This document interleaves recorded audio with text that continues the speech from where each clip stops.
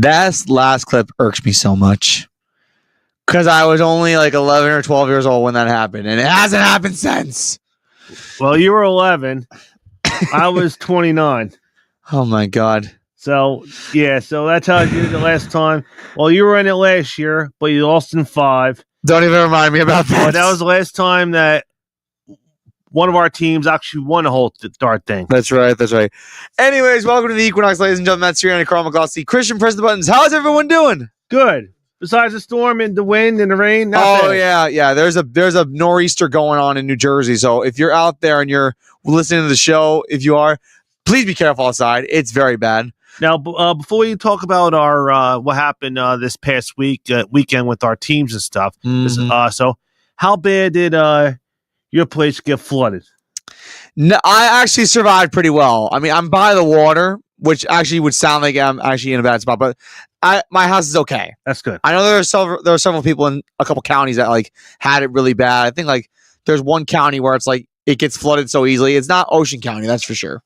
I'm good because I'm inland in Mercer, so we don't have what you guys have to deal with at the shore. Yeah, Mercer has it better than we do. We're by the shore. Yeah, and that was the same area where Sandy hit, where actually where we had some damage. Yeah, thankfully we're okay. That's the good part. That's good. Here's the bad part, though. The Yankees. Oh, the Yankees. The damn Yankees. It's just like, really, bro? Anyway, the Toronto Blue Jays, who are in the ALCS, beat the Yankees in 4-game series, 3-1. The one game they actually won the Yankees, I was at that game. It was game 3, and we had to come back in order to win. But finally, Aaron Judge has a good postseason, and we can't back him up. Aaron Boone again messes up the bullpen. Aaron Boone again messed up the lineup. We didn't have Jazz Chisholm Jr. and Brent Rice in the first game of that Boston series, and look, it cost us. We almost lost that series.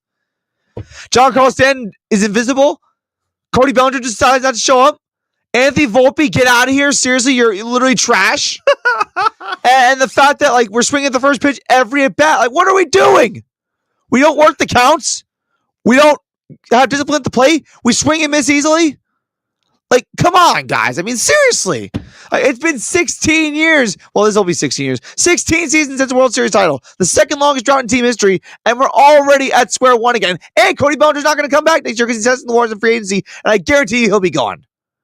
It's like, what the hell? Why wouldn't he want to come back? Because the team's going to be the same thing next year. It's the same thing over and over again. Like, you know how they say the definition of insanity is doing the same thing over and over and over again, expecting a different result? That's what this Yankees team is. So where would you think he'll go? He'll probably go back to Chicago because apparently, I think Kyle Tucker might want to go to the Dodgers or something like that. I don't know. There's mad rumors about him leaving Chicago to go to LA because Michael Conforto sucks in Los Angeles. So if they need an outfielder, they'll probably call Cody Bellinger to come back. Well, I can't say I have nothing else to say because you're eating crow too. I'm eating crow too because they have for 30 years in a row, they haven't hit in the playoffs, and they're going fishing now too. And honestly, you can blame one person for that, Mr. Orion Kirkring, for that. Well, I'm not blaming him. They pitched, they didn't hit. The one time that they hit, they score 8 runs, they win 8-2. The other 3 games of the series, they didn't hit. And you had to get to the Dodger bullpen in order to score runs. So you're paying. You can't blame the pitching. The Dodgers didn't even score all those runs. The first game was it was 4-3. 4-3, yeah. Then the other game was also it was a close one. I think it was like 3-1, 4. No, 4-3 also. Wow. And then they won 8-2, and then they scored the runs by a walk in the air. 2-1 they won. Seriously. So they didn't Dodgers. I'm not yelling, but Dodgers didn't beat the brains in with the Phillies. The Phillies didn't hit. The Phillies beat themselves. The Phillies didn't hit. Yeah. So Schwarber didn't show up. Harper didn't show up. Turner didn't show up. That's why they lose. If they don't hit in the playoffs, that team can't win. It's not the pitching's fault. You're paying all that money for the top 3 guys in the lineup. I think combined, the games that didn't hit, they were 3 for 30. Actually, no. Sorry. On elimination game on last Thursday. Yeah. Which was also a bad day for Phillies fans. They were 1 for 14 combined. 1 for 14? Yes. So how are you going to win if your top 3 guys are or 1 for 14 in elimination game. How are you going to win? You're not going to win. So I didn't know this. So after I make my round, I'm being good. I'm not getting too bad. So after I make my rant, I'll go back to you guys talk about. You talk about your Yankees. Hey, listen, I've exhausted myself. We have a lot to get to in this program. Before 2 o'clock, I think it happened late this afternoon, early this afternoon before I heard. So before the season, Rob Thompson had 1 year remaining on his contract. Okay. Through the end of next year, which is 2026. Yep. So lame duck, 1 year left. Who knows if that's it, and he may retire or they'll re-up him.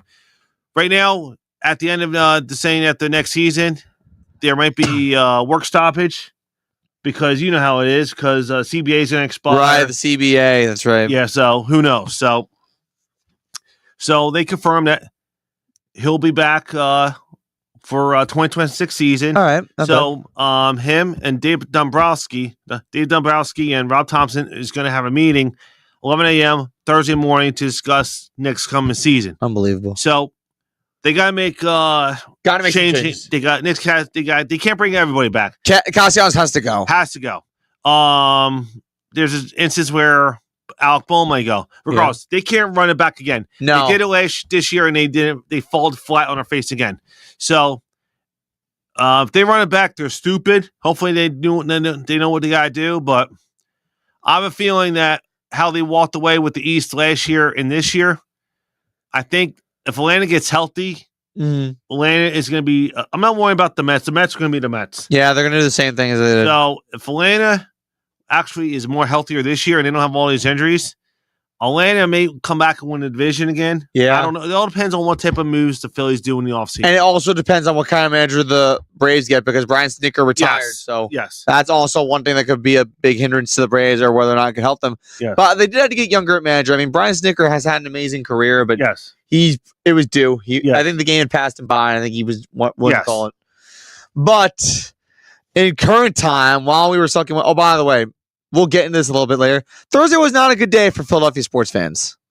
We'll put it that way. Between the Eagles losing and the Phillies losing and the Flyers losing. but when Flyers only lost by a goal, 2-1 to the Stanley Cup champ. Yeah, but it's still a loss that you don't want to take. Well, especially it was close. Well, I'd rather lose 2-1 than get blown out on the ice opening night. And then and you probably have that, then get blown out on the football field 34. That's ridiculous. That's ridiculous.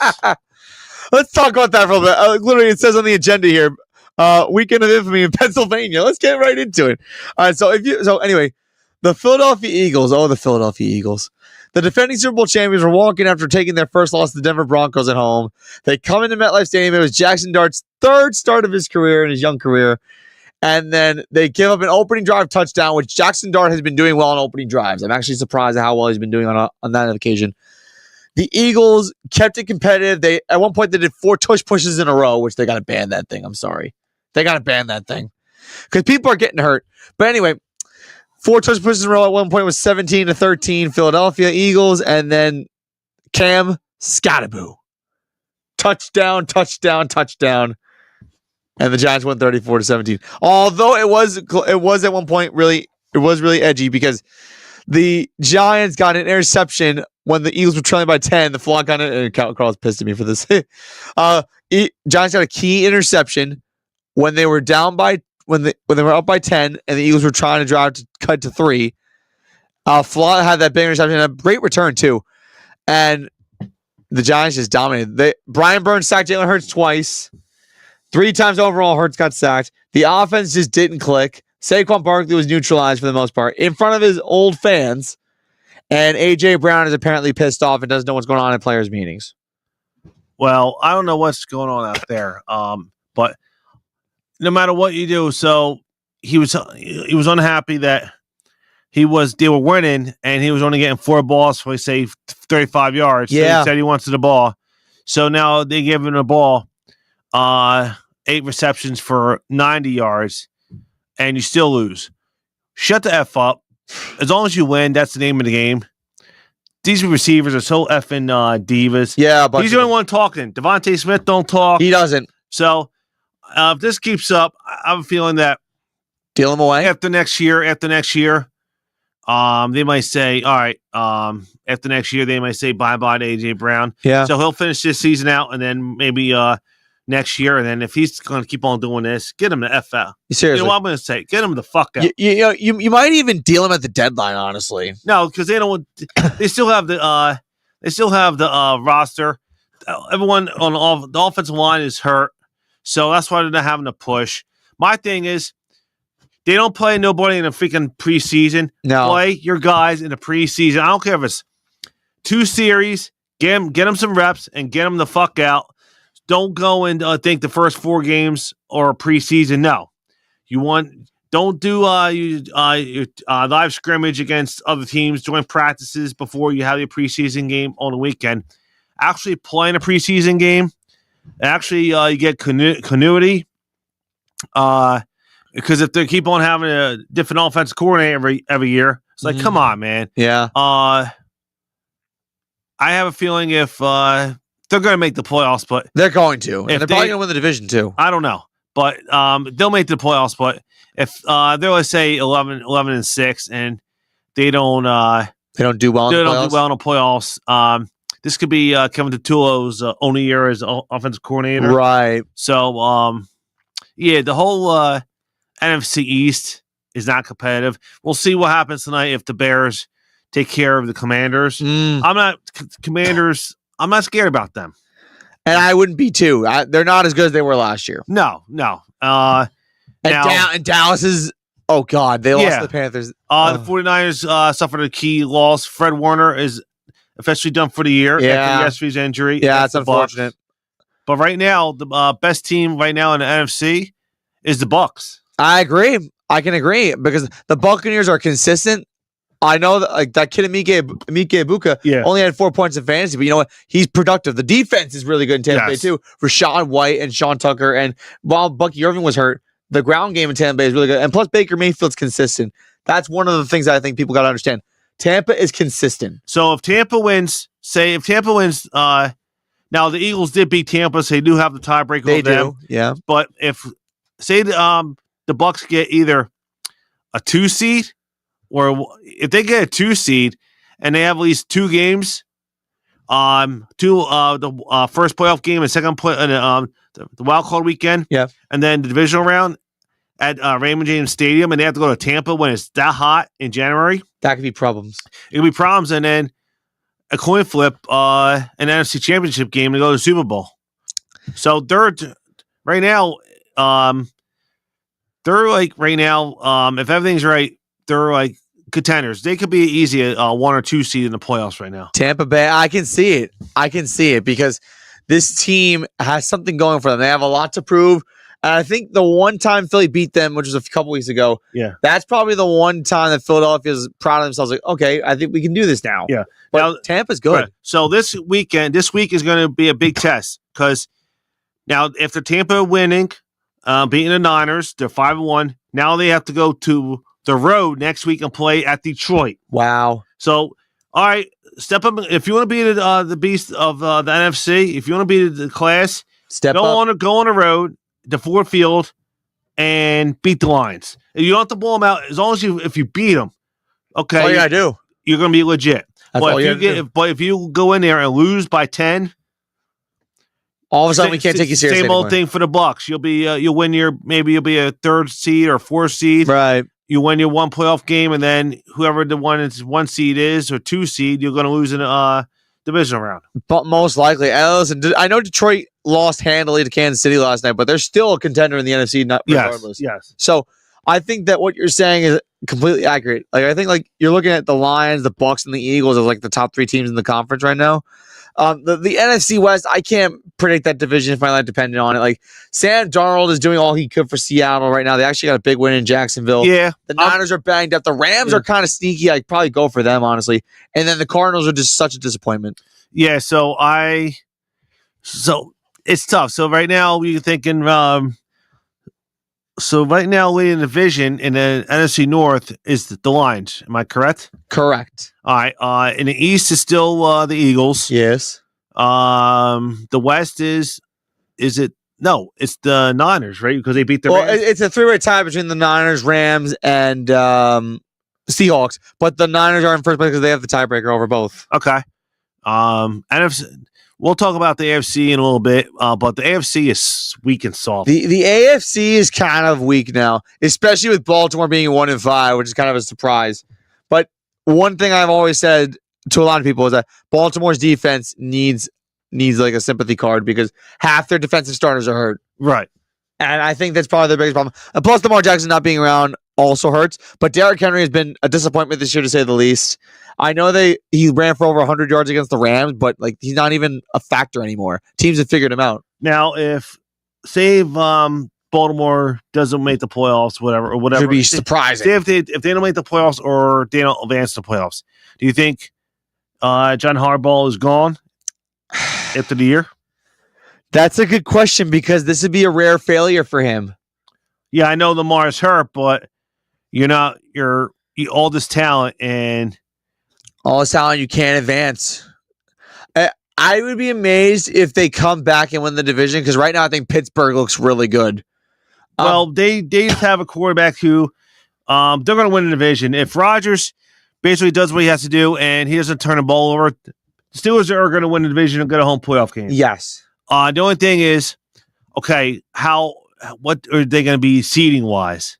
New England is going to make the playoffs. They look really good. I don't think actually right now they did beat New England. They did beat Buffalo. They beat Buffalo. Well, I think Buffalo may win the division. So, New England the Patriots will be a wild card team. Yeah. Denver.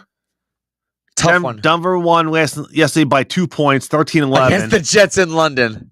Justin Fields had negative 10 yards passing. My God. I don't know lowest in franchise history. Yeah. Aaron Glenn still praised him for negative 10 yards passing. Why? He praised I don't know. Right now, the Chargers came back and beat the Dolphins. Who are in such disarray right now. 29-28, right? 29-27. Oh, sorry, 29-27. So right now it's Denver, the Chargers, and the Chiefs are 3-4. Correct. So the Chiefs are a game and a half behind. With the Chiefs being now this week, they have the Raiders coming in. That game is that could be tricky because if the Raiders just run the ball and don't just have Geno throw the ball maybe 20 to 25 times, they could beat them. Exactly. You guys thinking basically Kansas City is on the fence. Basically, you got to take the pitchfork and put it through the snake's eyes right here. I get it. Basically, end them. Seriously, because if they're 3-5 after this week, they're not making the playoffs as a wild card team. You can't. They're down. You got to basically stick a fork in it. Seriously. And what do you think? See, Kansas City at this point in the year should be much better than what they are right now. The loss in Jacksonville is actually I think it's a shocker to a lot of people. I told you Jacksonville was going to win and beat them. You did. When we were at Rider University, you did say that. Yeah. But my thing with Kansas City is that I think they've been figured out. I think a lot of the guys are all like Mahomes magic is like not a thing anymore. Right. I think that also not having Rashee Rice the first 6 weeks, I think also hurt them. Right. Xavier Worthy's doing everything he can. Travis Kelce's also showing age. Right. He's not really as productive as he used to be. So I think there's a series of factors. Plus, the Chiefs' defense has been slacking a bunch of times, especially at the time where Chris Jones just sat there while Trevor Lawrence just fell twice. Right. The Chiefs are inconsistent. Correct. Like, really in the AFC, other than Buffalo, I can't really see anyone winning the AFC at this point. Okay, I have a question for you. Yes. So, with what Daniel Jones is doing with Shane Steichen in Indianapolis for the Colts, they're going to make the playoffs. They're going to probably win the division. They're gonna. So, right now, he's 5-1. I have a scenario that after they take them to the playoffs, I don't know how far they're going to go. If they win the division, they're going to. Because Houston, I don't know what Houston is. Houston is a big blob. They have a lot of injuries too. Yeah. So if the Colts win the division, they get a home playoff game. Yep. They're not turning the ball over, and they're playing cold football, and they're running the ball with Jonathan Taylor at the end, and they're like yesterday. And a smart passing game. Yeah. So they're not making Daniel Jones do too much. Shane Steichen is a good offensive coordinator. He has. So I have a scenario that if Daniel Jones is still winning with the Colts. Actually, Christian, can you look up the Indianapolis Colts remaining schedule, please? Oh boy, you are going to teams on the NFL, and you're going to click on the Colts. The Colts. Which is the horseshoe. The Colts. Yep. There you go. The Colts. All right. So They're they're 5-1. So this is what they got. Chargers. They can beat the Chargers. Do you think so? They can. If they keep on doing what they're doing, because the Chargers, you don't know what the Chargers. Yeah, they're kind of like Tennessee win because they just fired. They fired Brian Callahan, which is the story that we haven't Pittsburgh. mentioned. They could. They could. Okay. They could. Ming, scroll down, please. Okay. Atlanta. That's not bad. They could probably do that. If they win in Arrowhead the next week, that's gonna be their challenge. If they lose, but it's close, that's fine. Houston, I'm not afraid by that. Jacksonville, you don't know. Well, that game in Jacksonville is in Jacksonville. The Colts haven't won in Jacksonville in over a decade. That's been their Achilles heel game. So Seattle, Niners are hurting. Jacksonville again, then Houston. So right now they're 5-1. If they win the division, or say if he wins 10 games and whatever, if Daniel Jones has a good year, I have a scenario that they'll keep Richardson as a backup and they'll give Daniel Jones the contract. They'll sign him for, I don't know, maybe a 3 or 4 year deal. Do you think that's possible? You know what? First of all, let me just say one thing. I am very proud of Daniel Jones. I'm proud of him. As much as I hate to say it, I'm proud of him. But I think the change in environment, helped him. Indianapolis is not a big city, especially doesn't have a big market. The Colts are a good team. They are. I mean, they have a good offensive line. They have a good head coach. They have a good running back. Their defense is good too. Like, this is a complete team. And I think Daniel Jones, if he keeps playing the way he has, he should get an extension 3-4 years. Yeah, because I don't see nobody else in the AFC that could. I think Houston, if Houston's all banged up. They're banged up and they're not playing well. No. So I'm not scared about it. Jacksonville. They're good. They beat. Here's the thing. Jacksonville, they beat Kansas City. Okay, we have another home game. Let's take care of business. Let's go 5-1 and beat Seattle. Seattle had a tough loss against Tampa last week. All of a sudden, Tampa against Tampa. All of a sudden, Seattle's coming 3,000 miles over the East Coast. Yep, and they lose by 20 to 12. Yeah. So, same old Jags. Well, the Jags definitely look better than what they were last year. Last year, they were a better team. Last year, they were terrible. But Trevor Lawrence looks more competent throwing the football. The coaching is definitely better. The defense looks okay at times. But I think Trevor Lawrence is now making smarter decisions. And I think that's the ultimate thing that Liam Cohen wanted to bring out of Trevor. Right.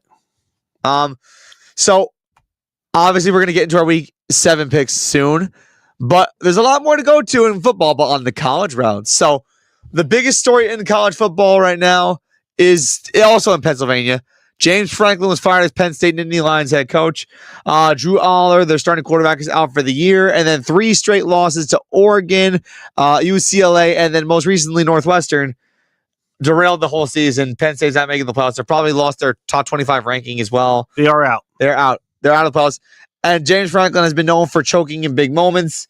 But when you're a 24.5-point underdog to a team like UCLA and you lose a game like that, I don't care if it's on the West Coast. You have to perform better than that. From what I see with him was against the unranked teams when he was favorite since his time at Penn State.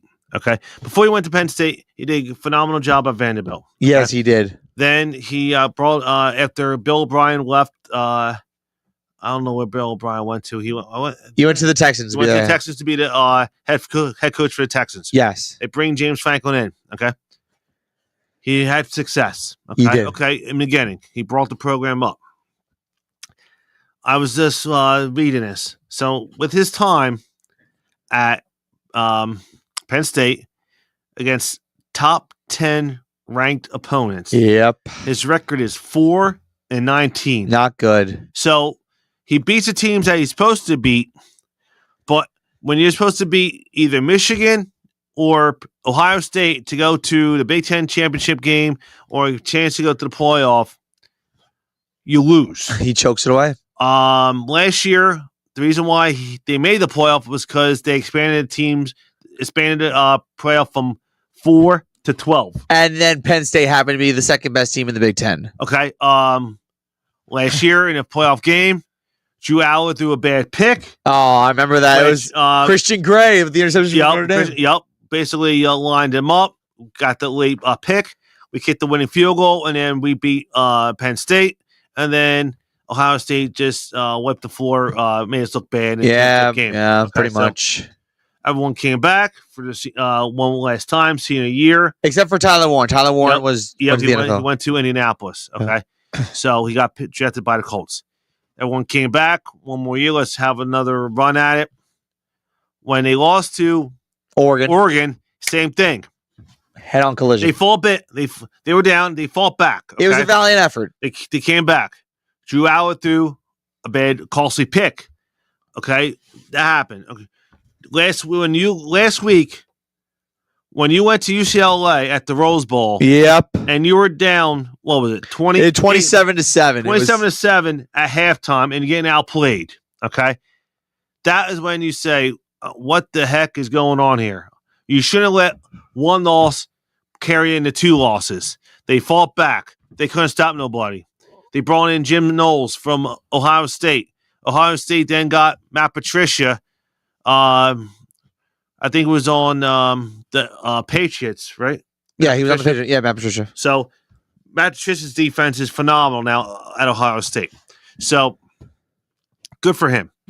He can stay there with Ryan Day as long as he wants, and he could. He's going to ride in the sunset.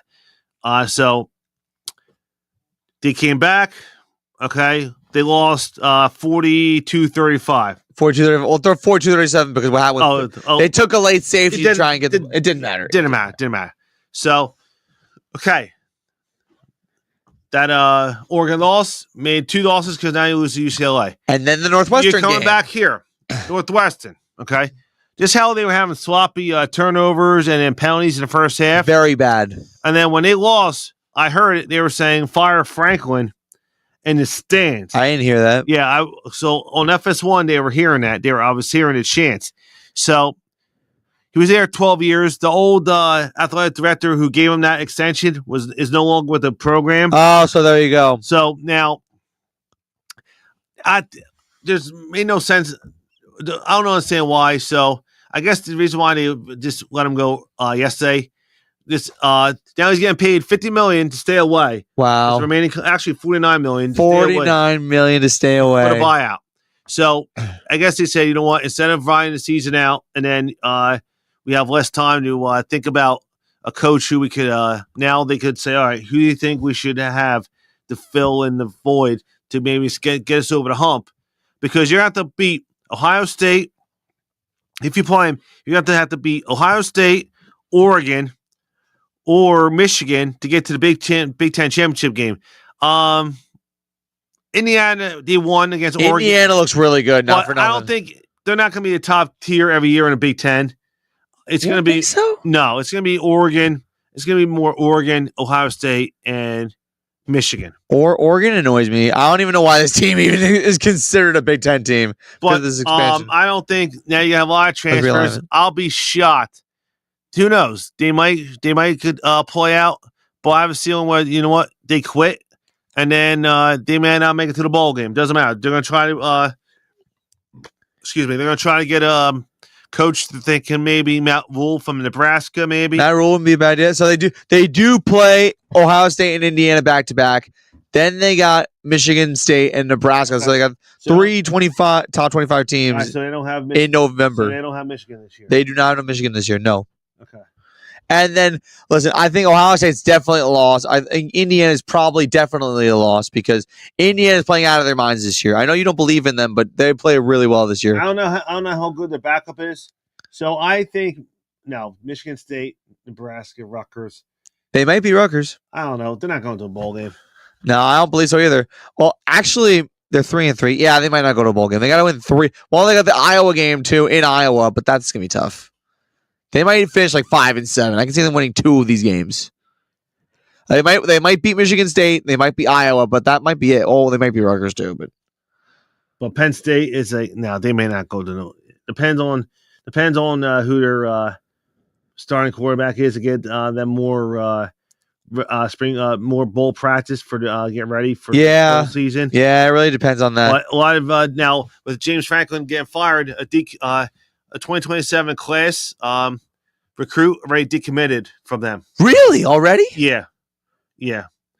So you're gonna see a lot of transfers Leaving Penn State to go to. They're going to flunk to other Big Ten schools or maybe even SEC schools. That's what they're going to do. Yep. So you're going to have a lot of players transferring because now James Franklin is That's gone. insane. That's insane. So one thing I want to mention while we're talking college football, there are 11 unbeaten teams left, and I got them right here. We got Indiana, aforementioned, BYU, Texas Tech, Miami, Georgia Tech, Memphis, UNLV, Navy, Ohio State, Ole Miss, and Texas A&M. Those are the only 11 schools in the country that are unbeaten. Which of those schools stand out to you? Tough one. I'm going with Indiana. Yeah. I'm going with Indiana because Indiana didn't play nobody. And they're not going to play Ohio State in the regular season. So when they went on the road to Eugene and beat Oregon, that was a standout. That was a good moment for them. That's a good moment for them. So now it all depends on what the remaining schedule is for them to make it to Indianapolis for the Big Ten championship game. I don't know who Indiana plays. I don't know who else. I got you. I got you back on that one. But of those 11 teams that are left that are unbeaten, one team that really stands out to me, and this is actually kind of insane, I'm going to say Georgia Tech. Georgia Tech. The Yellow Jackets. Georgia Tech's going to be Georgia Tech's going to make the playoff because they're going to be in the ACC championship. Yeah, they're going to be in the ACC championship game. It's either them or Miami that win the ACC title game. But you got to remember one thing too. You don't have to be a conference champion. They changed the playoff format now. Yeah. You don't have to be a conference champion to get a top 4 seed. You can get a top 4 seed by being dominant or by strength of schedule or all these factors and numbers that they put in, which kind of annoys me because I like having a conference champion be representative in the top 4. Like, why do you think it was great that Boise State made the top 4 last year? I mean, because they were dominant in the Mountain West. Yeah. And even though they choked in the playoffs in the quarterfinals, it was just great to see something shake up. Right. Now they're trying to play favor to the Big 4 conferences and trying to keep UNLV a low seed. Well, if UNLV wins the Mountain West, they're going to get in. Yeah, they're going to get in, but they're not going to be a top 4 seed like Boise State was last year. No, which kind of annoys me. No, they're not going to get it. They'll be on the road. Yeah, which sucks. So I will tell you Indiana's schedule this year. For the remaining schedule this year, they don't play Ohio State. That's for sure. Okay. They got UCLA, the Michigan State bad, UCLA bad, Maryland bad, Penn State, no, I guess bad, Wisconsin, I guess bad, and then Purdue bad. So they're going to beat Purdue, Penn State, yes. Maryland and UCLA, they should losing, dude. They're not going to lose the rest of the way. So they don't play Michigan either. So who makes it? That's what happens with the Big Ten going to 16 teams. 18. That's right. Now 18 now? 18. Doesn't matter. Let's see how they play. They're going to probably play either Michigan. No. Michigan lost to USC. They're gonna play Ohio State in Indianapolis. Yeah, Ohio State's going to wipe the floor with them. Yeah, Ohio State's is gonna clean house the rest of the schedule. They're gonna beat Michigan because even though it's a high profile game, Ohio State's significantly better. Go to look up Ohio State's the rest of the schedule, dude. It's weak. It's a weak schedule. Michigan at the end of the year, which just lost to USC. Wisconsin, Penn State, Purdue, UCLA, Rutgers, Michigan. So if they get by, well, they do go to Ann Arbor in the final game of the year. That's their kryptonite. Yeah, doesn't matter if they lose to Michigan, they're still getting in as a. Well, keep in mind the top 2 are conference schedule, and they're 1-2, and they're undefeated, both of them. So here's the thing. So regardless, if they don't play USC, do they? Who, Ohio State? Yeah. No. Who do they play? Nebraska? They do not. So if Ohio State is 11-1, they're gonna be in a college. They're gonna be at large. They're gonna be at large, absolutely. And they're gonna probably they might host the first round, but yeah, they're gonna get in. They're gonna get in. They should get in. They really should get in. Now Georgia Tech, I want to get into a little bit. We mentioned the ACC is not as good as it once was. Like Clemson's bad. North Carolina, that's a different story that we're going to get into. Yeah. Georgia Tech, they're playing consistent. Yes. I like their offensive firepower. Their defense is good when they have to be. They make big plays. I don't see this team beating Georgia in the final game of the regular season, but they could absolutely challenge Miami for the ACC championship. I think they can beat Georgia. You think they can? Because Georgia's not. I'm not impressed by Georgia because they were losing 10-0 to Auburn, and they came back. They won 20-10, but they're not dominating nobody. And this is Georgia Tech's remaining schedule. They got Duke, Syracuse, NC State, Boston College, Pitt, and then Georgia at the end of the year. So they'll beat Duke if they win all those. All they got to do. So what's their They're 6-0. No, what's the standings? ACC standings. In the ACC standings, Miami's probably number. Oh no, they're number one because they play more conference games. So this is the thing. So right now, you can only worry about them. Virginia might get in there. Virginia might be in the top two. Yeah. Well, if they beat Duke, they'll eliminate Duke. They'll eliminate Duke from the championship. They beat Pitt. They'll eliminate Pitt. They don't play SMU. They don't. That's sneaky. Well, the unfortunate thing, SMU fell off a cliff. So what's SMU? Keep on them. SMU Mustangs, who made the playoffs barely last year. This is their main schedule. So they're playing at Clemson. Yeah. So if they lose to Clemson, out. Mm-hmm. Miami, they got to play Miami. That's a big game right there. Right. So if Miami beats them, they're out. Yeah. So that's pretty much how it goes with this formula. Now, we gotta get to North Carolina and how bad that situation is. Bill Belichick's already looking to buy out of his contract after 1 year. It's bad, North Carolina. It's bad. Apparently, he's rubbed alumni the wrong way. He's rubbed parents the wrong way. And the reason why he's rubbed parents the wrong way is because apparently parents aren't aware of what's going on in the locker room with their children. And it's like, well, that's not good. That's kind of inappropriate. right. Parents should know what's going on. But I honestly, if Bill Belichick buys out of his contract, he's going to go back to the NFL, or he's going to want to try to go back to the NFL because who's going to hire him? That's the problem. No one's going to want to hire him, especially after that. But Bill Belichick, knowing him for so long, he does not want his lasting image to be that he flopped into college.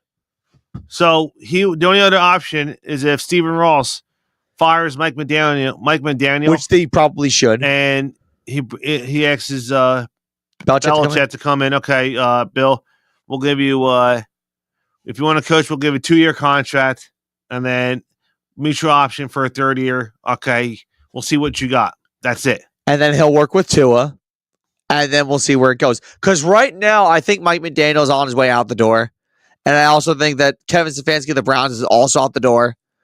But the Dolphins, this is a situation that I was actually very unaware of. The Dolphins, Tua Tagovailoa, the starting quarterback, was asked how the environment is in the Dolphins locker room. And apparently there was a note that players were missing out on players-only meetings without being held accountable by Mike McDaniel. So players are getting off scot-free. In other words, the inmates are running the asylum, which is not good. And Mike McDaniel, if you listen to his press conferences and the way he words his sentences, he's a nerd. He's a nerd, and he sounds like a child. Well, he sounds like he's high. He does. That's a good one. He sounds like he's high. Put him on Comics on Cannabis for all we know. No, it's like those answers are stupid. He's like, huh? He's trying to be funny, and he's not funny. And honestly, the first year or two, it was the honeymoon phase with him. That honeymoon phase is long gone. Now, I can't blame. It's not Kevin Stefanski's fault that they have no quarterback. And can you imagine the Browns have gone through as many quarterbacks as they have since they came back? It's not his fault. He has a defense that is keeping him in games. They have no quarterback. They don't. They don't. He didn't want to trade Joe Flacco, but the organization did. They wanted to, and honestly, Flacco's not even doing well in Cincinnati either. So this is going to be a loss here. So they're probably going to be, who knows? You can't, who knows what they're going to do with Shador. Dylan Gabriel's not their answer. Dylan Gabriel's not it. So I don't know what they're going to do. I don't know what they're going to do. You want to know something else, man? I think if you're an Ohio football team, you're probably looking at new head coaches because Zach Taylor ain't doing it well in Cincinnati either. No, he's going to get clipped. Because he's going to get clipped because you know what? It doesn't matter if you have Joe Burrow or not Joe Burrow. The team sucks. No, it's time for him to get out. The team is terrible. And Joe Flacco's not going to do you any good. And actually, if you're a Jamar Chase or T. Higgins fantasy owner, you're feeling really bad right now. Also, Chase Brown. Like the if you're a Bengals player right now, you're not putting up numbers. And I don't want to hear nothing about Miles. I don't want to hear nothing from Myles Garrett because you chose to sign that extension. You signed that extension. You signed your death sentence with Cleveland. You said you want out, but when they gave you the money that you wanted, you kept your mouth shut, and then you signed on a contract. You signed the contract. You signed on the dotted line, and so now if you lose, shame on you because you had a way to get out. You had your chance to get out, but they gave you the money, and now it's all tidy good. I got my money. No. Yeah, it's BS. It's so BS. And if Joe Burrow's not going to come back. No. It's such a shame because the Bengals made the Super Bowl a few years ago, but you know what? I'm going to say this right now. The Bengals did well. They don't need Zach Taylor. I don't know who they're maybe Joe Brady should be their new head coach. Have them work with Joe Burrow again. Well, Joe Brady's with Buffalo. Yeah, but I'm saying maybe if Zach Taylor gets fired, maybe Joe Brady leaves to get the Bengals job, the Bengals head coaching job. He'll work with Joe Burrow. If Mike Brown's smart, he'll ask to talk to Joe Brady at the end of the year. Yeah, the key word, if he's smart enough to do. Yeah, I would. And Mike Brown has not been the smartest man alive over the last couple months. But it's kind of amazing to me how a team can go from being an AFC contender and having one of the best quarterbacks in football to being garbage. Yeah. It's a shame. And the AFC, like you said, is all out of whack because Buffalo is good. Baltimore is not so good. Let's say Buffalo's good in regular season. And they're good in the regular season. They're not good in the playoffs. Yeah. And another crazy thing, too, I mentioned Zach Taylor. I mentioned Kevin Stefanski, Mike McDaniel. The Giants, I want to get into them for a second. Brian Dable, I don't know if he'll keep his job depending on how Jackson Dart and the Giants finish the season. I think if they're 7-10 or 8-9 and they play competitive in the games that they shouldn't be winning, because honestly, if you look at the Giants' schedule right now, there's no winnable games left on their schedule. None. So you give them no chance to go to Denver next week? No. Denver's going to... When we make our picks, I'll tell you right now, they're not beating Denver. You think Denver's going to class them easy? Well, you want to know why? 1, because the Broncos are better. 2, the altitude. And 3, Sean Payton's just a better coach than Brian Dable is. Yeah. Now, do you think... because I was watching, do you think Brian Dable should stop going to Jackson Dart and the high school or football coach to your best high school quarterback? Rah. I think I've been seeing a lot of that. The rah mentality? Yeah, I think he needs to slow it down a little bit. Ooh, Brian Dable? Yeah, I think he's doing it way too much. I think it's the fact that he's hyped about the kid. I think that's really why. But Jackson Dart's playing well. Cam Scottaboo's killing it. And it's why would you want to, if it ain't broke, don't fix it. Although it didn't work against the Saints. Now, here's the thing with Cam Scottaboo. Do you think he should watch how he runs? He shouldn't run too aggressively because if he keeps on running aggressively, that's less time he's going to be in the league. I will say this, though. We don't see running backs like this too often. And I actually think it's a breath of fresh air. Maybe long term it might not do well. Now, is he going to be? Is Tracy the long term running back, or is it Scottaboo? Oh, it's Scottaboo. It's Scottaboo because when Tracy came back in the Eagles game, he was not effective. Okay, so if Devin Singletary got more snaps than he did. If Scottaboo keeps on running like how he does, in 3 years he'll be out of the league. You think so? If he keeps on. I don't know, man. The dude ran like that back in college when he was at Arizona State. He ran the same. But they're saying if he keeps on having that mentality, within 5 years he'll be out of the league.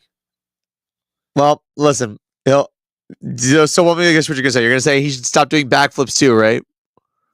I wouldn't. I would just. If you want a nice long career, because you know what NFL means, right? Not for long. Not for long. Not for long. I understand that. But I understand. You're a rookie. You're making all this impact on your new team. Just help the team win, because you don't want to see your first. You don't want to have your first contract. You want to make to contract number 2 and possibly number 3, because running backs they don't last long. The minimum is maybe 3 years in the league, right? So you want to have long term longevity in the league, so you have more contracts, so you could set your family up for future endeavors. So you should take care of your body and not, in college, but once you're in the pros, what are you going to do when you're out in the league and you don't have all that. You know what I'm saying? You got to be wise. Right. That's a good point. I get the difference between college and pro mentality, like with your running style. Before we get into our picks based on the spread for the NFL Week 7, we want to go deeply into Game 2 of the ALCS. Christian, whenever you can, please. Baseball. Second, I think it's the second time. 10-3 at the end of 7. The Mariners are killing them. Oh, yeah, God. They got him. 10-3. My God. Yep. Real quick on baseball, really quick. Can we just mention that the Seattle Mariners had a quick turnaround in a span of less than 2 days? They were literally, as Varsho flies out for the 10-7th, they had a game 5 that went 5 hours, ended at 1 o'clock in the morning Eastern time. And they basically had less than 2 days to prepare for this game because they had to travel to Toronto, which is a long trip from Seattle, to prepare for this game, get a short rest, yada, yada, yada. Yeah. And here they are. Yeah. They won game 1 yesterday after a short rest, and they're winning game 2 off another short rest. All right, Chris, can you go down? And Jorge Polanco just hit another base hit. That man's killing it. So keep going now. So here was the score. Julio Rodriguez hit a 3-run home run. Naylor hit Josh Naylor hit a home run, and then Crawford sac fly.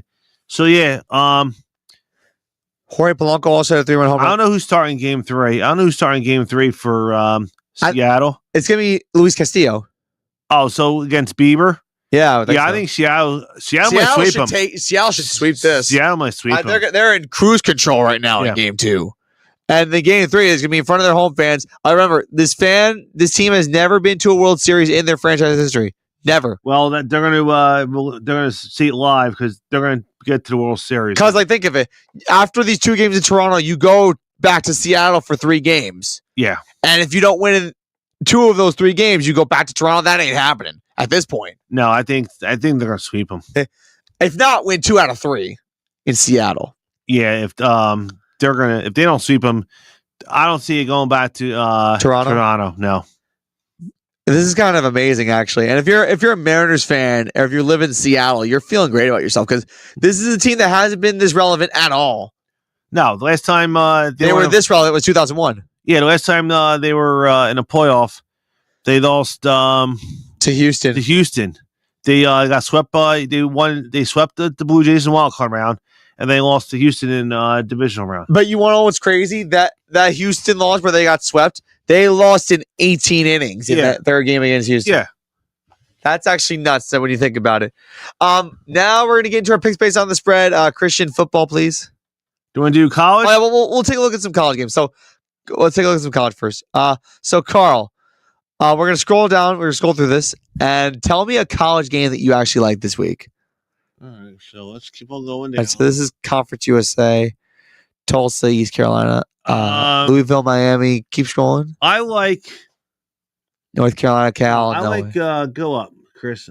I like Louisville, Miami. I like Louisville and Miami. I like Louisville to cover. Miami will win, but I think Louisville will keep it close. Ooh, okay. Louisville is interesting. All right.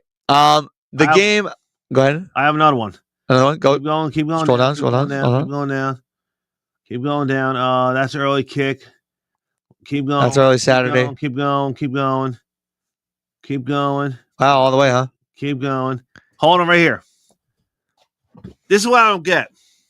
Here's another one. Why is Georgia a 7.5 point favorite over Ole Miss? Because they're at home. Ole Miss wins outright. You think Ole Miss? Oh, you're taking plus 7.5. Outright. I got one more. One more? Okay. Yep. Scroll down. Keep going. 7:30. Keep going. Up. I know what you're going to say. Up. I know what you're going to say. Right here. Oh, USC Notre Dame. USC Notre Dame. 9.5 for the Irish. They beat. Gotta win that one. They beat NC State by 29 points. That's Saturday. Right. Yep. Notre Dame covers. Okay. All right. Stay here. I have a game that I like. Scroll up just a little bit, Christian. Yeah, there. I'm going to this game. Tennessee, Alabama, the 3rd Saturday of October. Why? Because this is a game that Alabama must win. I think whoever loses this game is actually out of the top 12 because Alabama's red hot. They're 6th in the country now. Tennessee, their only loss was to Georgia. Alabama beat Georgia, but think of it. I'm going to be in front of 100,000 fans. Alabama, Tuscaloosa. They're going to have like a roaring party over there. I'm going to that, which is crazy. Although Sammy has to pay me back by going to a Rutgers game, which is not going to be as fun. What, football or basketball? Football. Yeah. Now, I'm willing to go to Alabama for a football game, not for a basketball game. I love basketball, but not that much. All right, one more. Scroll up again, Christian. Another game that I like is keep going. Not Rutgers, no. Oh, go down. All right. I like Indiana versus Michigan State. Here's why. Because even though Michigan State is not the best opponent, it's still a big thing for Indiana to try and see how they can handle that adrenaline after coming off a big win on the road in Oregon and see if they can keep up the momentum. Right now, they're 6-0. They look really good, and I think this team can – there's a big test for them to at least see how they handle keeping some mojo. And then the last one, go up.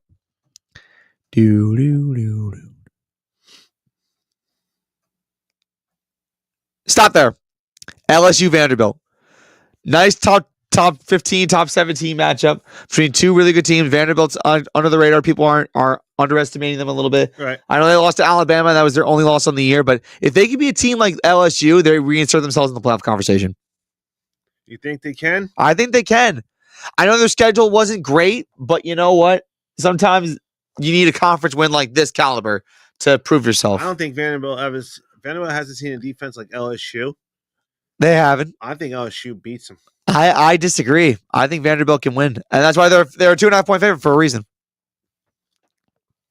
Okay, now we're gonna go to NFL.